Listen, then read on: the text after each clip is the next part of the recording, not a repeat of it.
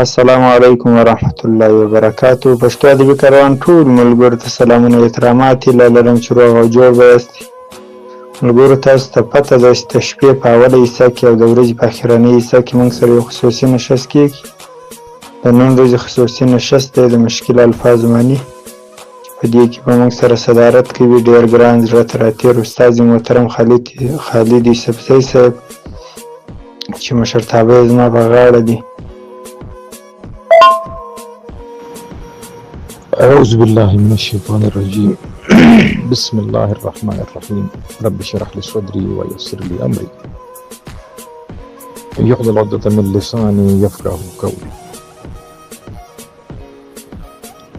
د کاروان ډیر ګران عزتمن ملګرو سلامونه دعاګانې ټولو نه اول بخپل ګران مشر حمید عاطف صاحب سره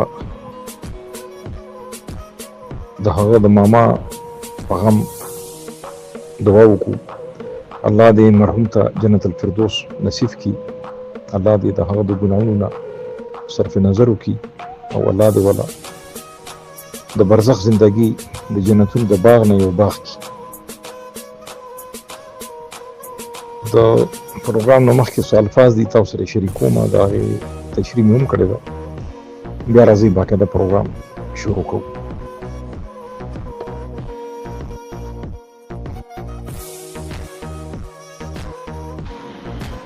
خجی ملګرو نن به د امتیاز ممتاز دا دواړه تقریبا یو شی دی،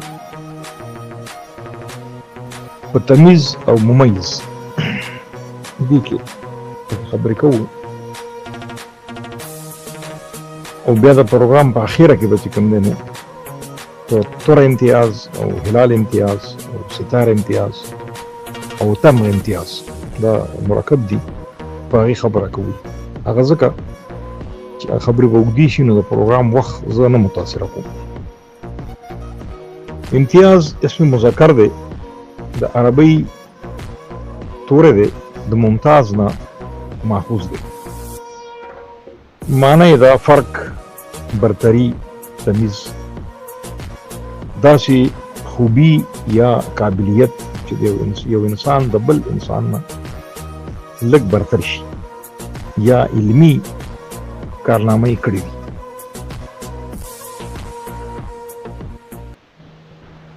یا په ځناورو کې هم دغه شی وي، یو اس د بل نه غوره کوي، دا ضروري دا په انسانانو کې. یا یو لنګه د بلې لنګې نه لکه پی زیات کوي، یو نسل دی، دا وایي د امتیاز.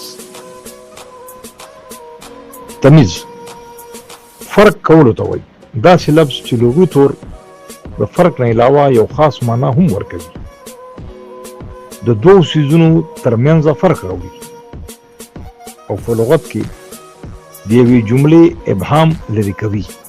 یعنې یو خبره کې ابهام وي چې تمیز پکې لکه راشي نو موږ ورته وایو دې خبره کې فرق وشو. لکه مونږ وو دا فلانکې د فلانکې کې د ښه او بد اړو تمیز نشته، یعنې ښه او بد نه پیژني. دې ځای کې دا تمیز راغلی د فرق په بنیاد چې دې ښه او بد کې فرق نشي کولی. یا مونږ وو د هلک تمیزدار دی، دا مونږ د لاحقې سره وو، تمیز سره د دار لاحقه راغله. مطلب دا دی چې د هلک د سړي کې ښه اخلاق دي، خوبي ده پکې، اسلوب او طریقه یې باشعوره دی. دلته موږ دا هلک ډېر تمیزدار او یا دا پلانې ډېر بدتمیزه دی. اوس د تمیز سره سابقه راغله نو اصلاحاً موږ د تمیز د اسلوب، اخلاق، د باشعور او د ادب په طور هم موږ استعمالوو. بیا د محکمه تمیز، دا د عربی د محکمه عدالت ته وایي تمیز. هغه عدالت چې د های کورټ د پاسه بره وي او هغه د قاضیانو د فیصلې جاج اخلي، هغې کې تمیز کوي، هغې کې فرق کوي چې دا قاضي مدعي سره یا مدعي سره څه زیاتې خو نه دی کړی دغه ته وایي محکم تمیز. بیا د ممیز د یو څیز مقدار واضح کول، هغه عددي تور وي یا علاماتي تور وي. لکه مونږه خبره کوو چې 2 سره غوښه راکړه، دلته دا 2 عدد رالی او غوښه چې کوم دی نه ممیز شو، یعنې ته څه شی غواړې؟ غوښه غواړې. نو عدد پکې رالی د 200. یا دا جنډه د پلانکۍ پاټۍ ده، دلته دا جنډه علامتي راله او پاټي ممیز راله. راځئ ملګرو نور لفظونه راړئ چې انشاءالله معنی یې وکړو او اخیره کې بیا دغه کوم لفظونه چې ما وویل د هغې به تشریح کوو.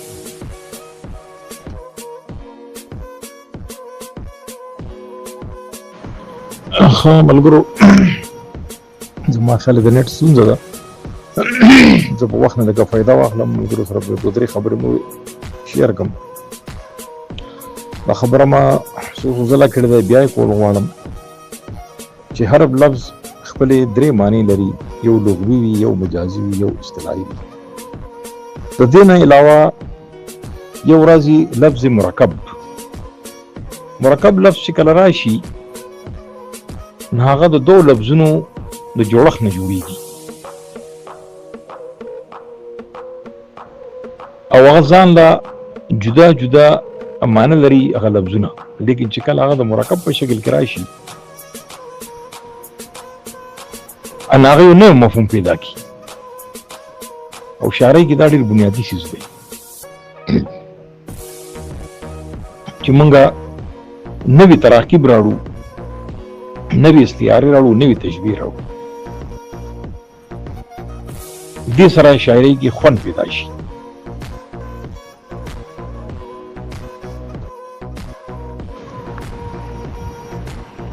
او ولایت په 2 قسمه دروغه. یو ولایت چې کوم دی نو په بره پښتونخوا کې مونږه استعمالو د صوبې دپاره.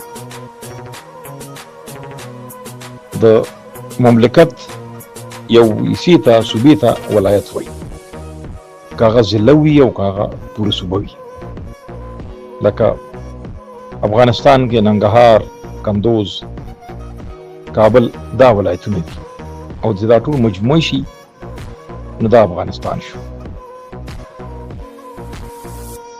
زمونږ په بره پښتونخوا په کوزه پښتونخوا کې مونږ ټول افغانستان ته هم کابل وایو. دا زمونږ یو